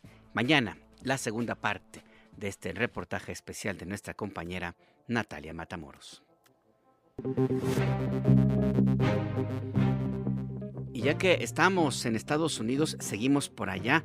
El gobierno de Donald Trump, escucha esto, planea esta semana derogar un hallazgo científico que se llevó a cabo en la administración del expresidente Barack Obama y que sustenta la regulación federal de emisiones de gases de efecto invernadero.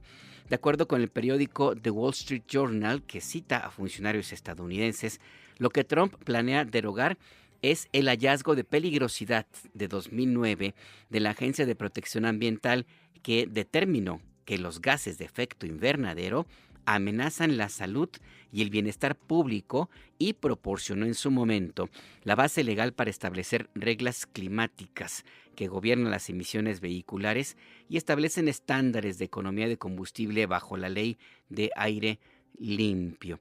El administrador de la Agencia de Protección Ambiental, Lee Zeldin, dijo a el Wall Street Journal que esta derogación equivaldría al acto de desregulación más grande en la historia de Estados Unidos y va más allá porque deja abierta la puerta para que regresen ad nauseam los fabricantes de automóviles sucios, que se termine con los esfuerzos para que tener y fabricar gasolinas limpias y sobre todo mantendría durante un largo periodo esta tesis de que los combustibles fósiles, de que el planeta aguanta todavía más niveles de contaminación y sustentaría, o por lo menos esconde esta idea de que el cambio climático afecta la vida, la sobrevivencia terrestre, algo que Donald Trump no cree. Regresamos a México. Se celebró hoy el 111 aniversario de la creación de la Fuerza Aérea Mexicana. Natalia Matamoros, tú estuviste muy atenta. Cuéntanos, buenas tardes.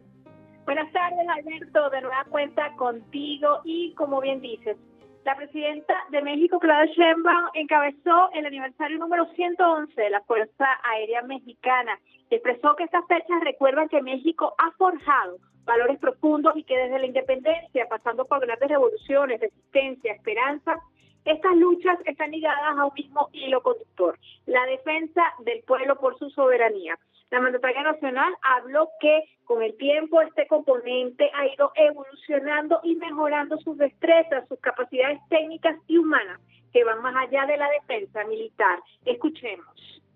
Ha evolucionado de manera constante, ha acompañado la consolidación de nuestro país, ha fortalecido sus capacidades técnicas y humanas y ha asumido una misión que va mucho más allá de la defensa militar. Su historia es también la historia de Fuerzas Armadas que no se repliegan cuando el pueblo las necesita. A lo largo de las décadas, la Fuerza Aérea ha sido protagonista silenciosa de innumerables acciones en favor del país. Por su parte, el general Ricardo Trevilla Trejo, secretario de la Defensa, destacó la coordinación existente con el Departamento de Guerra de los Estados Unidos al asegurar que es sólida y fuerte y que responde a los principios de la política exterior mexicana basados en el respeto a la soberanía, responsabilidad compartida y confianza en beneficio de la población de ambos países. Escuchemos. Es sólido y fuerte porque se basa en valores que compartimos las Fuerzas Armadas, como el honor, la lealtad, el respeto y el patriotismo, valores que aplicados bajo los principios acordes a la política exterior mexicana en los que se basa nuestra relación bilateral y que son la reciprocidad, responsabilidad compartida y diferenciada, confianza mutua y respeto a las decisiones y a la soberanía territorial, nos permiten alcanzar objetivos comunes en beneficio de la población de ambos países. La incorporación de las mujeres a este componente militar es otro de los elementos resaltados por Trevilla durante su intervención, al indicar que hay más de 600 que se desempeñan como pilotos y especialistas de Fuerza Aérea. También, entre los planes a futuro que prevé esta institución para su fortalecimiento, destaca la adquisición de 10 helicópteros multipropósito, un avión de transporte pesado y otras 6 aeronaves pilotadas a distancia para fortalecer sus capacidades operativas. Esta es la información que nosotros manejamos sobre este tema. Alberto, seguimos pendientes. Pendientes, seguimos. Gracias de nuevo, Natalia Matamoros. Feliz tarde.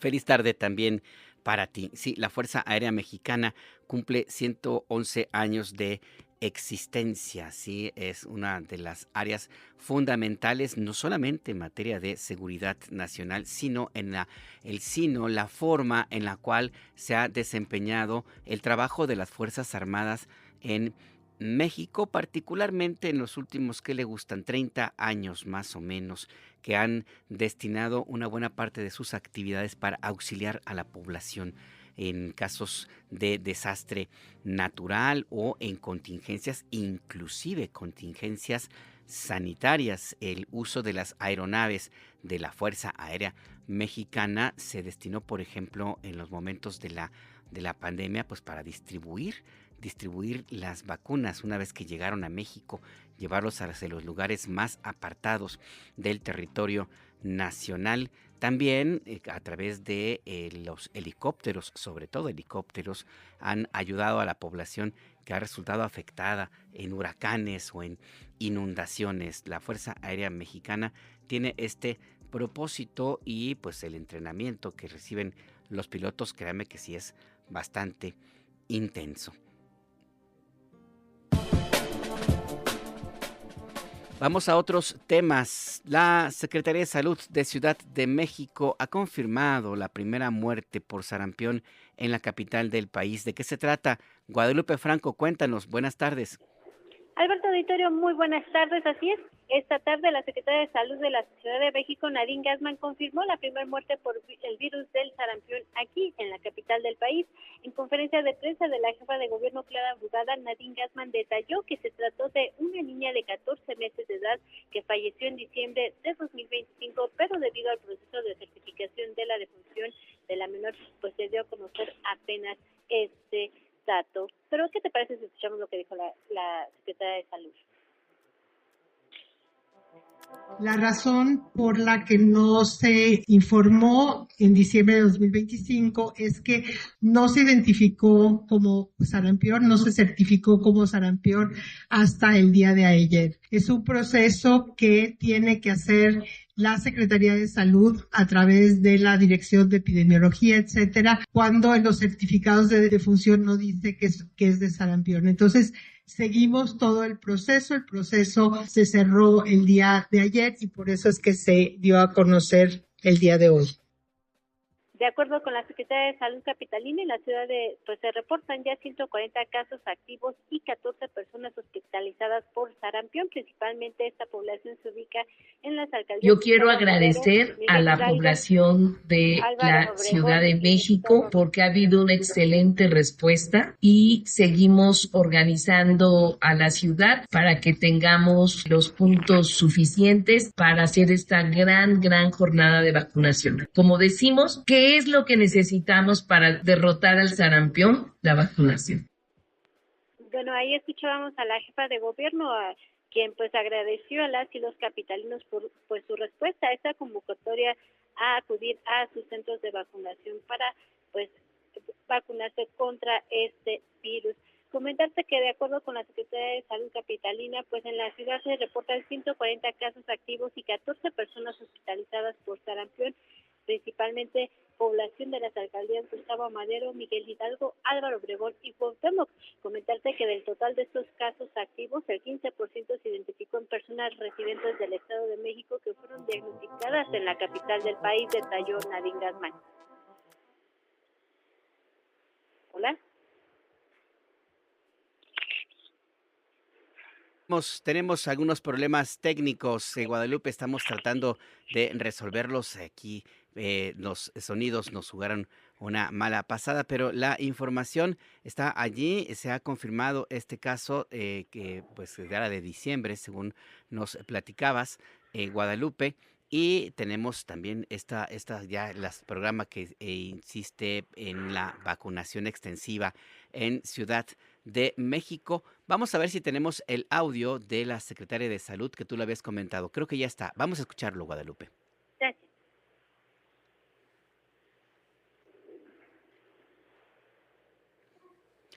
Bueno, no tenemos este audio, pero vamos a tratar de componerlo, pero por lo pronto, Guadalupe Franco, pues te agradezco este reporte y sigamos en comunicación. Muchas gracias. Hasta luego. Hasta luego, que tengas una buena tarde. Sí, nos falló el equipo aquí en este momento, pero la información está allí. Se han reportado 140 casos activos, 14 hospitalizaciones. Vamos a ir a otra información también de Ciudad de México. Recuerda usted que le había yo comentado ayer precisamente, hablábamos sobre una determinación que se iba a tomar en el Congreso de la capital del país para impulsar un punto de acuerdo que establezca una línea de conducta obligatoria para los legisladores capitalinos que viajen al extranjero y no cometan excesos, como fue el caso de los diputados Tania Larios Pérez del PRI y Raúl Torres Guerrero del PAN, quienes viajaron a Washington, Estados Unidos, para participar en la reunión anual de la organización ultraconservadora Conferencia de Acción Política Conservadora, la CEPAC. Nada hubiera tenido de particular si hubieran solicitado el permiso correspondiente para ausentarse de la sesión, porque esto ocurrió, se fueron a Washington en el día que tenían que estar presentes en el Congreso de la Ciudad de México, y dos, pues que hubiera sido un tema a título personal, porque lo que sucedió fue que se presentaron en esta cumbre de supremacista ultraderechista para hablar en nombre del Congreso de Ciudad de México sin contar con ninguna autorización. Nadie les dijo que podían hablar a nombre de los legisladores de la capital de nuestro país y por lo tanto pues fueron allá a ese lugar. Hace unos minutos, bueno, pues básicamente ya hoy en este momento se debate esta iniciativa para establecer esta línea de conducta obligatoria. El diputado Fernando Zárate Salgado, quien es presidente de la Comisión de Participación Democrática y Ciudadana en el Congreso de la capital, exigió pues que todos se cumplan con los principios básicos de dignidad, respeto y autodeterminación. ¿Por qué? Pues porque en esta cumbre se reunieron los grupos políticos más violentos en contra de los mexicanos, y estos dos mexicanos, Tania Larios Pérez y Raúl Torres Guerreros, fueron a defender los ataques y el asesinato de personas migrantes en Estados Unidos. Vamos a escuchar al diputado Fernando Zárate Salgado. Es traición a nuestros propios principios y eso es imperdonable. En la visita al Capitolio, háganlo como ustedes quieran, como quieran, cuando vayan de turistas y pueden pagar sus boletos de avión, no tenemos absolutamente ningún problema. Se entra de manera gratuita al Capitolio y a todas las comisiones, pero nosotros, y yo estuve presente cuando era diputado federal, como fui en parlamentarias, reuniones bicamerales, tricamerales con Canadá, Estados Unidos y México. Y es más, ahí la izquierda y el gobierno en turno eliminamos la visa de Canadá, porque nosotros gobernamos para el pueblo, por el pueblo y con el pueblo. Y eso significa acuerdos entre nuestras comunidades, porque hoy también los migrantes no solamente son norteamericanos, son mexicoamericanos con cultura propia, con toda una riqueza que nosotros tendríamos que estar orgullosos de ella y de todos los mexicanos. Por lo tanto, lo que se viene a acusar aquí está absolutamente fuera de lugar. Es indignante y tendríamos que repensar cuáles son los principios de nuestros partidos políticos para que el Congreso de la Ciudad y todas las instituciones de México cumplan con ciertos principios de dignidad, de respeto, de autodeterminación y sobre todo que defendamos a nuestros vecinos. No vayamos a una elección argumentando una falsa narrativa en donde quien queda mal es México. Pues sí, ahí está esta intervención muy contundente de este diputado Zárate Salgado. Por su lado, la diputada Brenda Ruiz habló también de la asistencia de estos dos legisladores, uno del PRI y otro del PAN, a una cumbre antimexicana. Vamos a escuchar.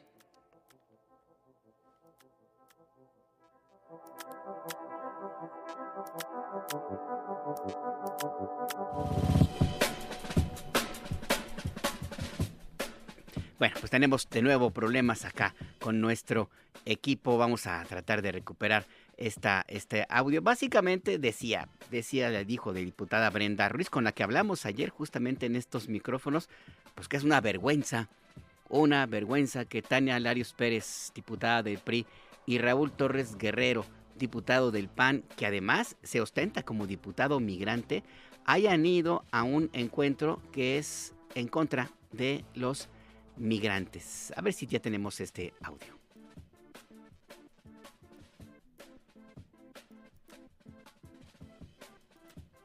¡Qué vergüenza! Son una vergüenza para esta ciudad, son una vergüenza para este Congreso. Cuando se supone que tienen que ir a defender a las y los migrantes, van y convalidan a quienes los agreden todos los días con sus redadas, a quienes los tienen muertos de miedo, a quienes se llevan a los niños y los separan de sus padres, pero a esos van y les aplauden.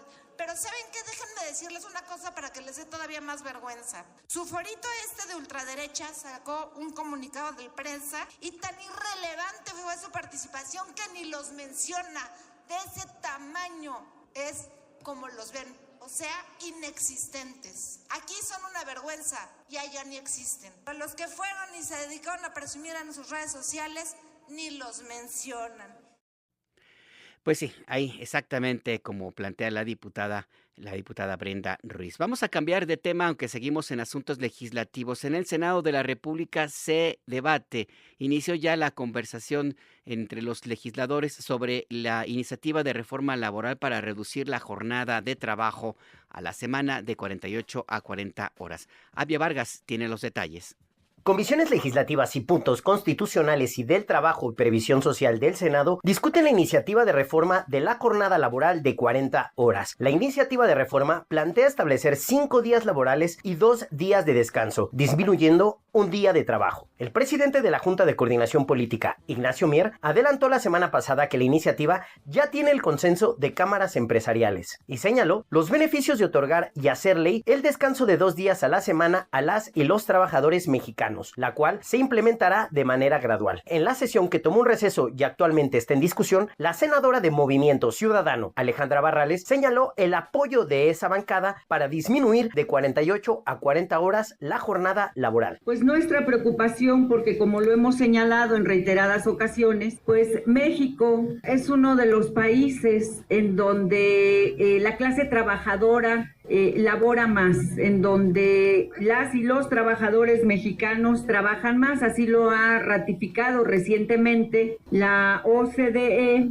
que afirma que los trabajadores mexicanos trabajan en promedio 457 horas más que el resto de los trabajadores que forman parte de esta organización. La senadora del Partido Verde Ecologista de México, Juanita Guerra Mena, mencionó también los beneficios de la iniciativa de reforma presentada por la presidenta Claudia Sheinbaum. Esta iniciativa enviada por nuestra presidenta, la doctora Claudia Sheinbaum, como propuesta del Estado, reconoce que el desarrollo económico sostenido debe ir acompañado de manera inseparable del bienestar de las personas trabajadoras. La iniciativa refleja una visión integral que coloca la dignidad humana en el centro de la política laboral y del crecimiento nacional. La reforma en el artículo 123 de la Constitución propone la reducción de la jornada laboral de 48 a 40 horas mediante el esquema gradual que se implementará de forma progresiva hasta el año 2030. La adaptación de la reforma será gradual hasta 2030, con el fin de que empresas y empleadores puedan adaptarse al nuevo esquema, y además no implica la disminución de salarios ni de derechos adquiridos por los trabajadores. Para Imer Noticias, Abye Vargas. Por cierto que el secretario del Trabajo, Marat Bolaños, presentó esta iniciativa ante las comisiones del Senado. El secretario del Trabajo reiteró que esta iniciativa establece la jornada laboral a partir de 2027 y hasta 2030. Vamos a escuchar. Que quede muy claro cómo está contemplada esta reforma. Son 40 días a la semana y no se está modificando lo relativo a cuántas horas son al día. Entonces estamos hablando de son una jornada ordinaria diaria de 8 horas y también una semana de 40 horas. Entonces, pues eso nos da con muchísima claridad esa realidad de que sean también 5 días de trabajo. Entonces, les diría que lo que estamos haciendo, atendiendo no solamente las solicitudes, peticiones que hubo de personas trabajadoras en todo el país, habiendo con ello también convocado a mesas de diálogo social, poco más de 40 mesas. Los beneficios van a ser muy amplios. Primero, pues estamos devolviendo tiempo a las personas trabajadoras para que puedan también con ello pues tener un mayor equilibrio tanto en la vida personal, en la vida familiar y en la vida laboral. Esto también ya ha sido constatado en otros países en donde también sabemos que esta reducción ha sido ya efectiva y nuevamente pues estamos esperando que en México esos beneficios sean constatados muy prontamente en la medida en que tengamos esa aprobación. Por cierto que hay sindicatos de mineros, de pilotos, bomberos, entre otros, en manifestación afuera del Senado. Exigen que no se apruebe esta reforma porque dicen no se garantizan los 2 días de descanso. Vamos a escuchar. El salario en México es el más bajo de la OCDE y los expertos de la OCDE nos lo dijeron muchas veces. Este es el salario más bajo. No puede ser que sigan intercambiando el salario por las 40 horas. Somos uno de los países que más trabaja en el mundo y necesitamos reducir la jornada laboral porque tenemos derecho al descanso y porque además quieren tomar decisiones sin nosotros. Cerramos así, con la clase trabajadora todo. Sin ella, nada. Muchas gracias. Ahí pues lo que sucede en las afueras del Senado de la República, en el edificio donde se discute, que es en las nuevas instalaciones en la esquina de Paseo de la Reforma e Insurgentes, en la zona centro de Ciudad de México. Ya casi en estos últimos minutos le informo que los ingresos del gobierno federal, más bien la recaudación de impuestos superó los 649,082 millones de pesos en enero pasado, según informó el Servicio de Administración Tributaria. El SAT señala que ese monto representa un incremento de 8.6% en términos reales con respecto al mismo mes del año pasado y hay un incremento de 72,709 millones de pesos frente a el mismo periodo, es decir, en enero de 2025. Y le comento rápidamente que se reportó la explosión de un ducto en el istmo de Tehuantepec, en el ducto Nuevo Teapa-Salina Cruz de Pemex. Hay 3 personas que perdieron la vida, 6 heridos. Pemex detalla que este accidente ocurrió en la localidad de Loma Larga, en el municipio de El Barrio de la Soledad. Ya se atiende el accidente. Vamos a estar pendientes de lo que suceda en este tema, en este percance en el istmo de Tehuantepec. Ya nos vamos. Gracias por acompañarnos en El Acento, tu punto de referencia. Le recuerdo, a las 6 de la tarde, SPR Informa con Gustavo Ramírez. SPR Informa, tu punto de referencia, le espera con mucha información. Y mañana a las 7 de la mañana, en punto Entre Líneas, tu punto de referencia con Adriana Estela Flores. Recuerde, usted tiene a disposición toda esta información y mucho más en nuestra página en internet, noticias.imer.mx, y también en nuestras redes sociodigitales. Puede usted escuchar este noticiario, este servicio informativo y todas nuestras emisiones en YouTube, en nuestro canal Imer Noticias. Ahí está, entrevistas, reportajes y los noticiarios del Sistema Nacional de Noticiarios, así como también en en el contacto en nuestras redes sociodigitales, en WhatsApp, en nuestro canal de Spotify. Hay muchas formas de estar en contacto con todas nosotras. Gracias de nuevo. Nos despedimos con esta canción que va muy a el fondo de lo que hemos conversado en este servicio informativo. La cultura, la música, la solidaridad, el arte, el amor pueden mucho más que la violencia, la muerte, el asesinato sistemático. Hasta mañana.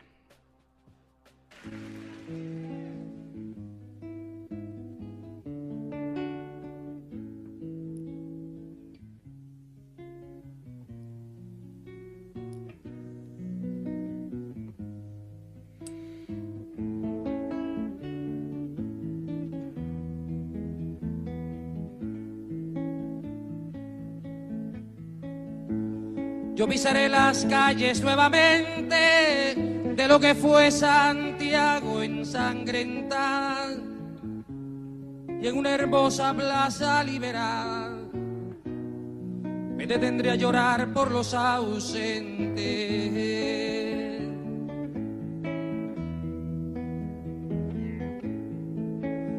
Yo vendré del desierto calcinante y saldré de los bosques y los lagos. Imer Noticias presentó El Acento con Alberto Nájar, tu punto de referencia. Las opiniones aquí expresadas son responsabilidad de sus autores y no representan la posición editorial de Imer Noticias.